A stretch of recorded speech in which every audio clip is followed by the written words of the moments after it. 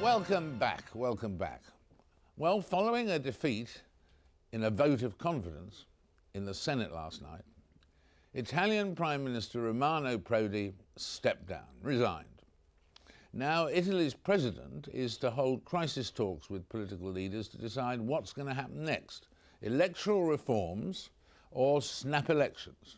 But the opposition leader and former Prime Minister, Silvio Berlusconi, has no doubt what he wants. He is calling for elections as soon as possible, which would be good for his centre-right party, who are so ahead in the polls, apparently. So, what does the future hold for Italian politics? Joining me right now is the Italian journalist Marco Niada from Il Sole. That means the Sun, although his paper is more like the Financial Times than the Sun. Exactly. Anyway, there we are, boom, boom.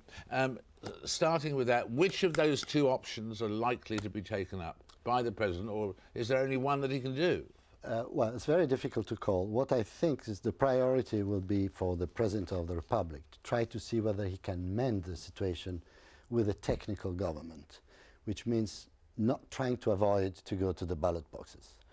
And there are two names at the moment. One is the President of the Italian Senate, which is Mr. Marini, and the other one is the evergreen reserve of the Italian Republic, which is Mr. Giuliano Amato, who was Prime Minister, and at present he was Home Affairs Minister in the Prodi government. Mr. Amato is a very reliable person, very competent, especially in economy, and he could be a good choice. And I think is not very much. He could go along. I mean, Mr. Berlusconi could accept probably to make a deal, to cut a deal with Mr. Amato. But you know, all that has to be seen. On the How long would they survive if one of them were appointed? Well, this is $1 million questions. The idea would be that this government would go along just to try to set up an electoral reform. And there, you know, you have a lot of resistance from the small parties. There are almost 30 parties in Italian politics. So you can imagine the fact that Mr. Prodi fell was because there was one party and then another little part of the coalition that at the very last moment they decided to pull out with different reasons. So it will be a hard fight to try to convince the small parties to commit suicide in a way, because the idea which is taking ground now is to try to emulate, to copy, if you want, the German electoral reform, which means a barrage at 3–4%, and that will be the end of many Italian parties. So that is a very difficult thing. So who knows whether that could be done? There will be negotiations, and otherwise we go to the polls. Right, and if you go to the polls, has Berlusconi got it taped? Well, this time there is an interesting difference compared to the past. Mr. Berlusconi had a coalition with three main parties, himself with Forza Italia, Casa delle Libertà. The second one was the former reconstructed Alleanza Nazionale, which is now the party of Mr. Fini. And the third one was a chunk of what was the former Democratic Christians, Central Party, who's Mr. Casini. But this time, Mr. Casini is bickering, is a bit ambiguous, and is not, today at least, was not for an hypothesis of immediate elections. So only a part of the centre-right, Mr. Berlusconi himself and Mr. Fini, are in favour of immediate elections. So we have to see, he has at the moment a key role there. And what about this thing that people no doubt raise with you, the amazing thing that Italy's had, what, 61 governments since the war? Why is that, and can you do anything about it? Well, the problem is that politics in Italy is about fragmentation. And what we saw, for instance, in the last hours of the Prodi government was that even, just to show you how mad is the situation, even the small parties with 3 members, you had members of these parties revolting against their own party, with some voting in favor of Prodi and some against. So you have a fragmentation even within a fragmented political system. So, you know, so the whip system like here, you know, with someone who tells to the others how they have to vote and so on, works, but up to a certain extent. So with such a fragmented political system, Mr. Prodi was a genius to keep all that together. But what is the result? The result was that he was very good to keep everything afloat. It was a government to stay afloat. It was not a government to swim. And when you stay afloat and you don't swim, you do not have a direction. And the direction, what was important, is what we need now in Italian politics, especially with this economic crisis looming all around Europe. And with Italy, which is particularly weak. And the last forecast was for the Italian economy from 2% to 1% this year, which means very close to stagnation. And with inflation everywhere coming up, this is not a good perspective. Was there a happy ending at the end of the rainbow for Romano Prodi, who's resigned? Is he going to come back into Italian politics? Is he going to be the next president of Europe, or what? Well, who knows? What we understand at the moment is that he is not keen coming back and try another government. So he's staying at the sides. But as Italian politics is so complicated, with so many changes so quickly, in Italy you can't exclude anything. So he may come back, who knows, maybe in a few months' time if there is something that doesn't work with the centre-right. Well, we'll keep our eyes out peeled for that, and we'll call on you to explain it all to us. Thanks ever so much for being with us. Thank you very much. India's push for a permanent place on the UN Security Council has received strong support from the UK Prime Minister Gordon Brown.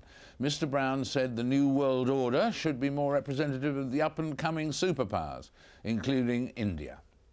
France and Russia also back India's bid, but the United States and China, the two other permanent members of the Security Council, are not openly supportive. That may be a bit of a euphemism. Well, one of Mr. Brown's most prominent members of Parliament is Keith Vaz, whose family came originally from Goa and arrived in Britain via the Yemen. Welcome. First question, why is India passionately keen to be a permanent member of the Security Council? Well, it's not just India that is passionately keen. Other countries, major countries like Russia, France, as you said, and the United Kingdom are very keen to make sure that India gets a permanent seat on the Security Council.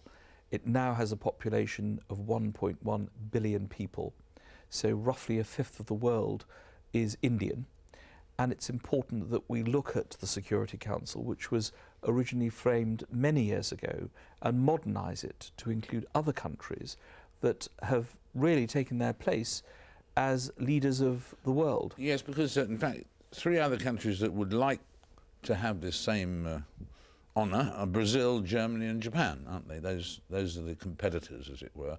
And what would it do for India to be on the Security Council? It would give it its proper voice in international and world affairs. We've just elected an Indian, Kamlesh Sharma, as the Secretary General of the Commonwealth. And it's important that a country the size of India, with its economy, with its population, should have proper representation in the world. And the Security Council is the ultimate body for major companies, major countries, major players to be on. And so it's appropriate. And how many permanent members of the Security Council do you think there should be? I think we can go up to roughly 10, because it's important we should also ensure that Africa is represented. At the moment, there is no African country that sits permanently on the United Nations. And there's now a choice between Nigeria and South Africa, the two biggest countries, with the possibility of a rotating place for Africa. But it's important that the Security Council shouldn't just represent Europe and Russia and America, because the world has changed. As Gordon Brown correctly said, there is now a new world order, and we have to shape our institutions and our world organisations accordingly. Of course, what some people are concerned about is the question of Pakistan, that you have a situation here where would India be able to, for instance, use its permanent seat on the United Nations to influence events or an outcome or a solution or a dissolution in Kashmir, for instance? Is there a danger there? A danger either that India would seek to do that or that Pakistan would think that they would seek to do that? Perception, as you know, is everything in politics, David. You've been around much longer than I have on the political scene. So it's important that the perception is right. And therefore, what we could do in all countries where they have disputes, we had one, for example, with Ireland over many, many years, or France had it with Germany. It's important that in those circumstances you should declare your interest and not take part in proceedings. It's quite proper that the rules of the United Nations should reflect that. And if there was a situation that caused concern to the other countries of the UN, and if Pakistan was worried about it, it's easy for India not to take part in those particular discussions. So that it could be dealt with by means of a conflict of interest clause, whereby they would step aside, leave the room, etc. And if we're talking about regions, the Arab world does not have proper representation on the Security Council, but taken as a whole, they are a huge economic power. And rather like Africa, it could be possible for permanent seats to rotate, so they'd be permanently for that region, but a different country may sit in that seat. That's how you get a governing body that is truly representative of the planet. I've just put down today, knowing that I was appearing on the Frost programme, a motion in Parliament supporting India's bid to be on the UN, but giving a timetable to it. And I've said, great words from Gordon Brown and the other leaders of the world, but let's have this done by the end of 2008, otherwise it just rumbles on. Thank you very much indeed, Keith, for Thank you, being with us. Keith Vaz there.